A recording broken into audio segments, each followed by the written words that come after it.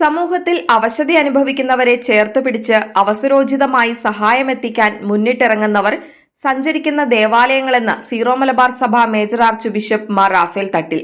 Zero Malabar സഭയുടെ സാമൂഹ്യ പ്രേഷിത പ്രസ്ഥാനമായ സ്പന്ദൻ ഏർപ്പെടുത്തിയ ഏറ്റവും മികച്ച സാമൂഹ്യ പ്രവർത്തകർക്കുള്ള അവാർഡ് ദാന ചടങ്ങിന്റെ ഉദ്ഘാടനം കാക്കനാട് സഭാ ആസ്ഥാനമായ മൗണ്ട് സെന്റ് തോമസിൽ നിർവഹിച്ച് പ്രസംഗിക്കുകയായിരുന്നു മാർ തട്ടിൽ.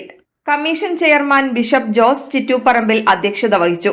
Chicago saint Thomas Syro Malabar രൂപത സ്പോൺസർ ചെയ്യുന്ന 75,000 രൂപ ക്യാഷ് അവാർഡും ഫലകവും അടങ്ങുന്നതാണ് അവാർഡ്.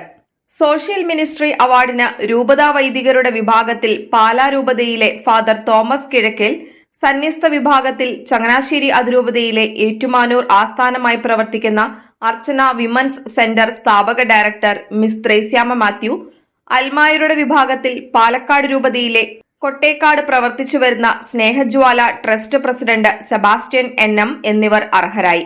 സമൂഹത്തിൽ സാമ്പത്തികമായി ഏറെ അവശത അനുഭവിക്കുന്നവർക്കായി തങ്ങൾ ചെയ്യുന്ന സേവനം കൂടുതൽ തീക്ഷ്ണമായി നിർവഹിക്കുന്നതിന് സോഷ്യൽ മിനിസ്ട്രി അവാർഡ് പ്രചോദനമേകുമെന്ന് അവാർഡ് ജേതാക്കൾ മറുപടി പ്രസംഗത്തിൽ പറഞ്ഞു.